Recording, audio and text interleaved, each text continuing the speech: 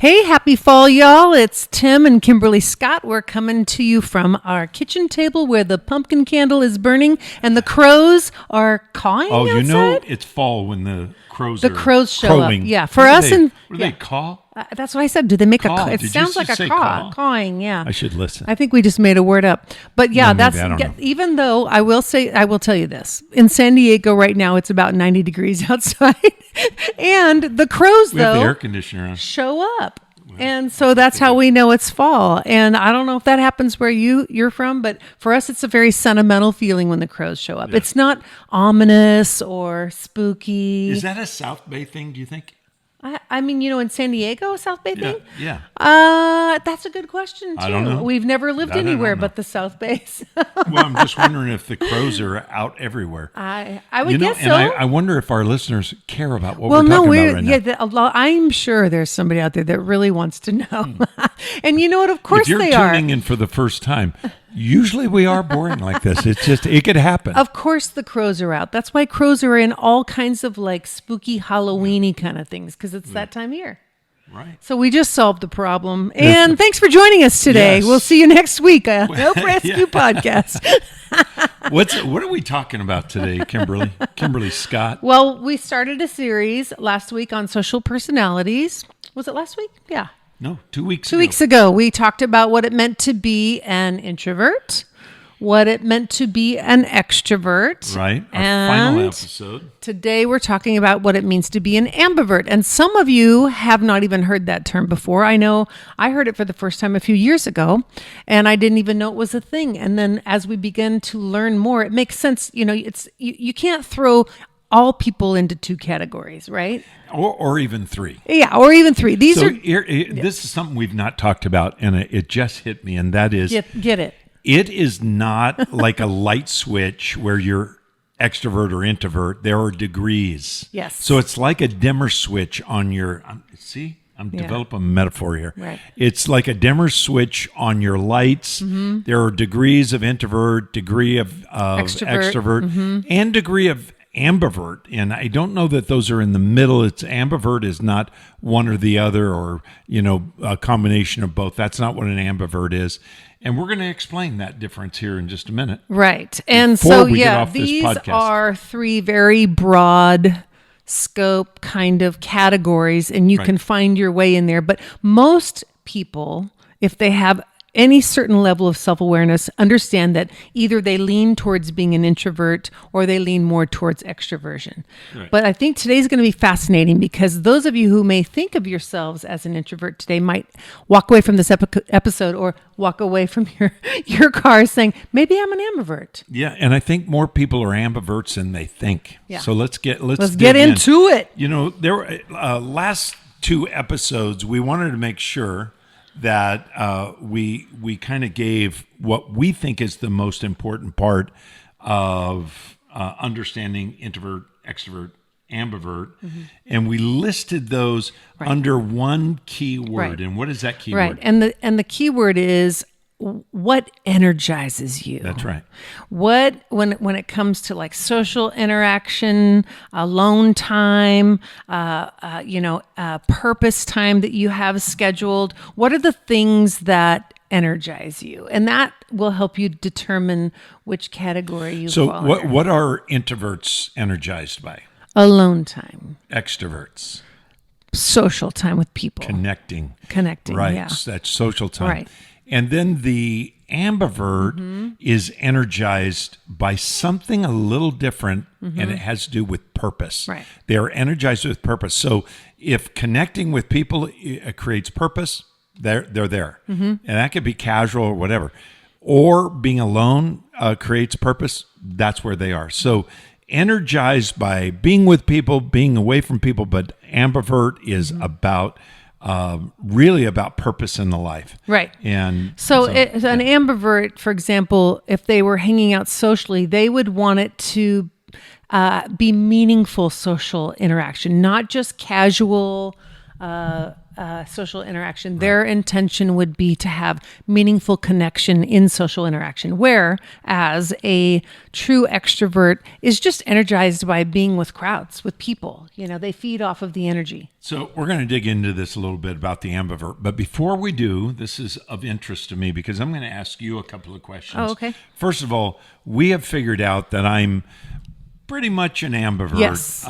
Some people see me as an extrovert. People that see me speak tend to think I'm an extrovert. Very extroverted. Yeah, and we mentioned this in the last couple of episodes, a lot of public speakers are actually introverts. Right. But because that's not really what it's about. Mm-hmm. Intimacy is not taking place at that moment. You're not intimate with, 1,000 people or 500 or whatever in public speaking. But anyway, some people see me in different lights, but I am definitely an ambivert. And so I appreciate the fact that you are patient with me as the wife to an ambivert. And I really have not figured out what you are. Oh, I think it's interesting because I think I had some major life-changing events that maybe reshaped my temperament a little bit. And that was the brain tumor, post-surgery. And I realized marrying Enneagram 8, that could do it. That could change things. I realized that, and now it's been 4 years. Thank you, Jesus. I'm tumor-free. Yeah. But I do have some repercussions that have changed me socially because I am unable to handle certain type of stimulus without feeling physically dizzy or unstable, whatever. Right. There's different things, light issues, too many people in a crowd, too loud of noises, those sort of things. So I would have considered myself an extrovert before that. And now I see myself as leaning a little more towards ambivert because I am more intentional to be with 2 or 3 people if possible. Yeah. I mean, our family is big, and on a family night... But that's different. Family, you feel comfortable I do, with family, yeah. But I will say, even at the end of a family night, I feel physically, emotionally wiped out because I want to connect with everyone, and it feels a little bit like swirly to me. Yeah. But that's a unique situation. I would say that for you on a family night, that also kind of, it was helpful to understand you as an ambivert, and I don't think you should apologize for it because God wired us uniquely, obviously, for His purposes. But, I used to be the more energetic and, one that tried to, rally everybody and the bigger personality on family nights. And I would be a little bit frustrated because you would be on the quieter side and more of the observer. And I've realized over time, that's actually because that's your temperament and you're present and you're engaging, but your extroversion on a Sunday morning is pretty tapped out, and we have our family nights on Sunday night. Yeah. So with your kids, you get to just be Tim, right? Dad, and you don't feel the stress, and they know that's you because they grew up seeing that. Yeah. So there's no extra guilt or pressure to try to be, Yeah. Well, here's the questions I have. First one is this. What kind of person do you usually want to be with in terms of introvert, extrovert, ambivert? Me personally? Yeah, you personally. I think that I have always been drawn to, in close friends, those that were not extroverts. And maybe because I leaned as an extrovert, I was always drawn to more the opposite. So even to this day, my most precious friends lean more towards being what would be considered introverts or more quiet. They're not life of the party. Gregarious. They're strong women. They're leaders. Yeah. But they're not like come in and take over the room kind of personalities. Yeah. I wanted a woman that wasn't so strong, but we got married. Anyway, no, that's been good for me. All right, number 2. Do you ever try to change your social personality to make others happy? When if you're more extroverted, you feel like you have to modify that, or if you're introverted, you have to modify that. How do you deal with that? I think I do try to read a room. Because what are the needs? I lean towards being. I very much care about people's the vibe in a room and not like You're a connector. I'm a connector, so I'm reading like personalities, temperaments, to try to not run over somebody or to be a good listener or whatever. And that leans into being an enabler, to be honest with you. That's the flip side of that. But I do try to I have a people pleasing side of me that wants to just flow, So, but do you, how do you feel about that? I mean, do you feel like pressure, or does that feel like that's natural? That's a ministry. I see this as a purpose in adjusting to the room or the people that I'm involved with. Yeah, it depends on what the situation is, because when you say that's a ministry, I feel like naturally in a church setting, because we're both preachers' kids, we have learned that there's purpose in every connection you make. Yeah. And it's important because there's people there. I this last week, I intentionally went up and introduced myself to a couple people who are by themselves, just because I remember what it was like to be in that situation once, as a single mom, and to make them feel comfortable. So I am very purpose-driven. If I was visiting a church, I would not go introduce myself to people sitting down by themselves. Do you want people to come and introduce I would love that. To you? Yeah. Okay. Yeah. So the third question, are you intimidated by any of the three social personalities? Let's ask you that question. Okay. All right.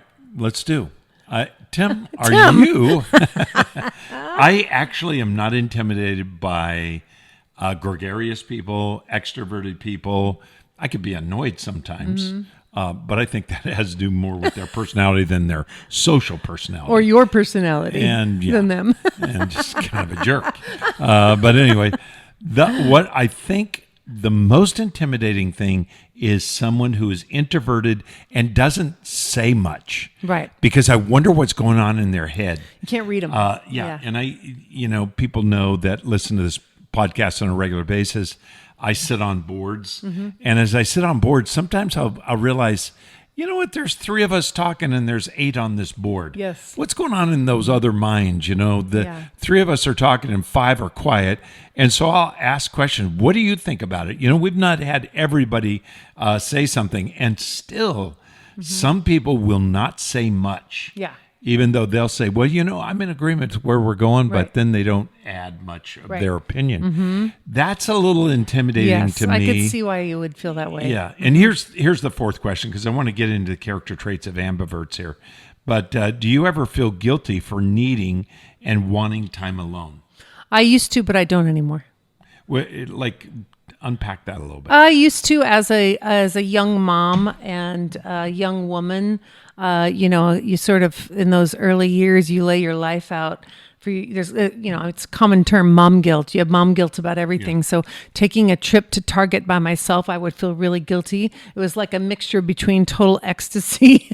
I was talking with our daughter, Shara, yesterday, who was doing the very same thing. And she has one baby. And of course, I had 5, but she had a combination of feeling really guilty, but also so excited to go to the store by herself. And I'm like, oh, same. And it's sad that you do feel that way, but I definitely had struggled with that more in early years. When I hit my 40s, I kind of didn't give a crap. Let me tell you, I've watched people that feel guilt about that. Businessmen, businesswomen who feel guilty of pulling away from their staff.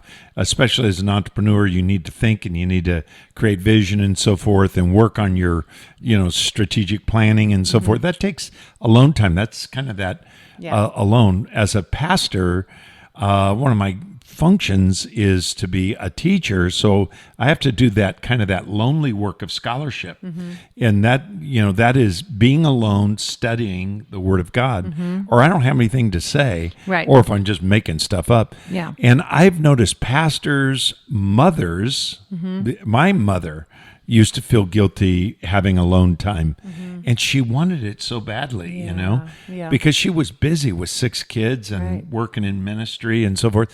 Anyway, all of that to say, I don't think we should feel guilty. And one of the verses that came to me years ago, and somebody shared this with me, and I knew this story, these in Mark chapter 6, there was all these people coming to the disciples, day after day and morning to night, asking for help and asking, they wanted healing, they wanted instruction, they wanted to get close to Jesus. And the disciples are doing their best to kind of work through all these ministry demands.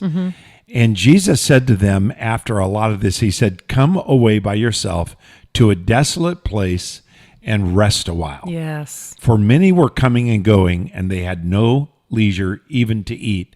So they didn't have opportunity to eat. When you go through a day and you haven't eaten, we were just talking to one of our kids the other day, and she said, I didn't have time to eat. All day, that's not good. Yeah. You need to take a break. But anyway, the point being that Jesus even called his disciples to do that. Don't feel guilty. And that's the problem with some of the social personalities. If you're an introvert, you need that alone time. If you're an extrovert, guess what? Right. An extrovert needs alone time. So I know you're energized by being with people, but you really need that alone time as well.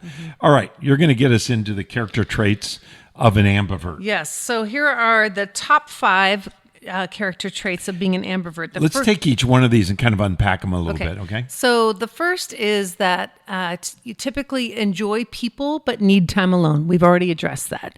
Yeah. But so an ambivert enjoys people but definitely needs time alone for refueling. Yeah, there's a limit. You cap out. I think the ambivert becomes really frustrated when that connection becomes meaningless. And there are people that can have meaningless conversations for hours. And ambiverts can too. We'll get into that in a little bit. But what's the second one? The second one is you are outgoing in certain contexts. So that's what ambiverts are. Outgoing in certain contexts. Right, okay. Right. Yeah. And we already discussed that too. Often if it's purpose related, they're outgoing. When it's required of them, they step into it. And you seamlessly step into it. But you can just as quickly step out of it as you step into it. Yeah. For those of you who identify as an ambivert, I got to tell you, it was a relief or liberating to me to realize I'm not an introvert and I'm not an extrovert, and I don't have to live to either of those standards, that I am driven and energized by purpose. And if connecting with my grandson who is 17, or my youngest grandson who is 5 months. I have all of that. The oldest one, Ryder, is 17 years old. It's crazy. And, then the youngest one is just this little infant. And you do different things with those guys. Yeah. If I were to talk to Ryder like I talked to, Elijah, it would be a problem. At 17, he would hang up on you. Yeah, and he might hang up on me even if I didn't. But he'd be so anyway, the point being that is meaningful to coo and whatever you do with a baby, and it's meaningful to talk to a high school student who, for the first time in his life, has got big muscles, and they driving. Are big, and he's driving, and he's a football player, and his brother, that's just 2 years younger, Rocco, is a football player as well, and then Trent and Jared, almost the same age, about the same age, 6 months younger.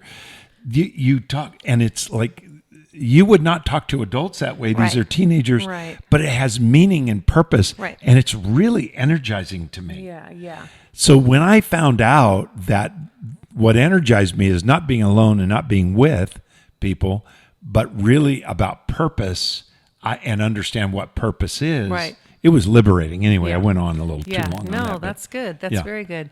Another character trait of an ambivert is they can work with a team after personal research is completed. I want you to talk about this. Yeah. Because we were just talking about this earlier today. Well, here's the thing. When I was in college, when I was in high school, but when I was in college and graduate school, we do projects together. And so we'd break into teams, especially in sociology, psychology, not so much on theology, but we would break into groups. And they weren't study groups, they were project groups. And so you work together with 3 or 4 people, or maybe 5 at the most, where you work on a project together. And that collaboration is really powerful. Yeah. And, there's an old saying about synergy that 1 + 1 = 3. You go, wait a minute, 1 + 1 = 2. No, if you have an idea, synergy is where you take one person with an idea. I'm doing this on camera for those of you listening, just the audio. I got one finger up and then the other hand, another finger up. You go, this guy's got an idea. This guy's got an idea. Now you that's two ideas, but you put those together, you come up with a third idea. That's synergy. Right. So collaboration produces better thought. Ambiverts struggle with collaborative teamwork. work. Yeah. Teamwork or collaboration. And it really is a drawback for me. I struggle with it. I'm a writer. So in writing, obviously you got to write alone, but then to have a chapter read, I've had Kimberly read chapters, but it's kind of like keep that there. But whereas I should go, send it out to about 10 different people with different, ideas and be willing to take the criticism because it's going to be published and then you're going to really get the criticism. People are going to read so, it. Yeah. And unfortunately, the best writers are those who do collaborative work, but ambiverts struggle with that. And if you're an ambivert like me, then you struggle with that, but you need to force yourself to do it. So here's what I recommend. Do your deep research on your own, come together with your group, collaborate in humility, listen to what they have to say. Don't take your position as the only position. Listen to pushback. And I know it's hard. Some of it is ego on my part. Some of it is just being an ambivert. And you have to not control that process, and you will come up with a much better, sorry for the word, but you'll come up with a better product. Right. Yeah. Yeah, so, that makes sense. Anyway, hopefully that makes Yeah, sense. it does. And then number 4 is ambiverts typically can process out loud or internally. So as we've talked about that with communication and processing, they can do both of those. Yeah, as long as it has purpose, right? Right. An extrovert would lean towards I need to process with a few people. Let me verbalize all of this. And you give me back. Tell me what would be the best thing to do. A total introvert would be, I'm going to completely process this on my own. But an ambivert does both. So I see you in the area, Kimberly, as someone who's an extrovert in terms of team and in terms of processing. You do collaborate in conversation. And when we do a project, we've probably talked about this before. We put up it's not a gazebo. What's it called? We've done a lot of projects together in this over last the years. Year. Physical projects that required 2 people, even if you are an go it alone kind of guy. So we put together this pergola. That's what it's called. I think it's called. Anyway, we put this together. It's a prefab thing, but you got to put it together. And, we just have different ways of thinking it needs to be done. And I'm a little bullheaded. And Kimberly's a little stubborn bullheaded too. But the fact of the matter is you get better ideas. And I realize, when we're talking about it, her way is better. Yeah, we should set it down and then screw it in instead of trying to screw it in when it's up. Anyway, the whole point is, collaboration produces a better product. I'm just glad to hear you say that out loud because I never did get props for that. Our podcast. Yeah, I did. I admitted it. Oh, maybe now I'm admitting it for the first time. Maybe I'll be brought back into the bedroom and be part of sleeping in our bed.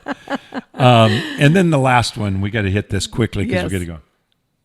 It's that they are driven by purpose. So an introvert, we've already covered that. So that's just that's circling back on that one. So and introverts are driven by contemplation. I don't think we've hit that specifically. Right. They love contemplation. Yes. And they have deep thoughts. It's a really wonderful thing to be an introvert. And extroverts are driven by connection, and which is they also have beautiful. Deep intimacy. Yeah. And that's a beautiful thing. And ambiverts being superior, no, they're not. They're driven by purpose. All right, so let's kind of finish it up by talking about how ambiverts are misunderstood. Number 1, people think ambiverts are erratic. And what they are is in their social time. One day, they seem real social. The next day, they seem real private. Shut down. And it's only because it's... it's I think you're stepping into whatever role is required of you that day. So, and you have the ability to do that. Yeah, it's the purpose. It's what's driving the mission. You remember what you used to say to me? Yes. So anytime we would have, when the kids were all at home and stuff, and we would be doing our thing or whatever, and we'd need to ask Tim, Dad, or bother you or whatever. And I'd say, Dad's on a mission. Like, it didn't matter. You would get hyper focused on whether you were studying on a project, whether you were doing the lawn. Like, you did not interrupt because the passion and intensity involved, he was completely focused on a mission to accomplish an objective. Yeah. And I can remember Ronnie and I working on a project where we're putting these speakers in. I'll do this real quickly, and the speakers being put in, and I got to go get tools. He's up in the attic, and it's a surround sound system. And Gracie keeps asking me questions about, like, okay, Gracie, look, I'm trying to get this done. Anyway, Ambiverts are really driven like that. And number 2 is what? People think ambiverts don't care as much as extroverts do, and that's not true. That's just ridiculous. Everybody cares what people think of them. They care about what people say about them. Relate to purpose and energy. Right. Number 3, people don't understand why ambiverts move from conversation to conversation at a party. And I we were talking about this in preparation for this podcast. Kimberly goes, I didn't know that. I had no idea that. I mean, I've seen you move from conversation to conversation, but I didn't realize the reason behind it till today. Yeah. What happens in the process of a conversation, I want to, first of all, like at church, I want to connect with as many people as I can. Right. That's my purpose. That's my purpose. Secondly, and I don't like admitting this, but secondly, sometimes the conversation dwindles into meaninglessness. Right. And I try to get out of it, not in a rude way, but in a loving way, where I can move on and maybe touch somebody else. A more meaningful conversation. If the conversation goes on too long in that social environment, right, unless if it's not my party, right, I'm not kidding. I will sit in the corner and talk to a 10-year-old kid about his video games or whatever. Right. I don't care. I like connecting with people at that level. So anyway, number 4. People don't understand that ambiverts are outgoing in their jobs and not in their personal lives. So they don't understand the juxtaposition of that they can be outgoing when they clock in. We have one of our children. He's in a leadership role. He is known in his community as being incredibly extroverted and kind of the jokester. Yeah. And everybody loves him. When he comes home or when he's here on a family night with his family, he lays low. Yeah. And he observes, he listens, he laughs. But his natural temperament, when not purpose-driven, is to step back and be the observer, quiet, very contemplative, loves all the podcasts. I think he shows signs of ambivert. Absolutely. Because sometimes he's very introverted and sometimes he's extroverted. He is definitely a leader. Yeah. He's for sure a leader. Yeah. He's a leader of the children in our family. Yeah. He's a leader in his work. Yeah. Well, that's kind of our presentation on the 3 introvert, extrovert, ambivert. What are you? That's our question. Figure out what you are and be comfortable with it. Yeah, and celebrate it. Celebrate it, absolutely. Here's the thing that I would say to all of us to keep in mind, that God made us the way we are, and we should be thankful for it. Next week, we're going to talk about empathy and sympathy. I hope you'll join us then on Hope Rescue Podcast. Thanks for listening. God bless you. Have a great week. Bye, guys.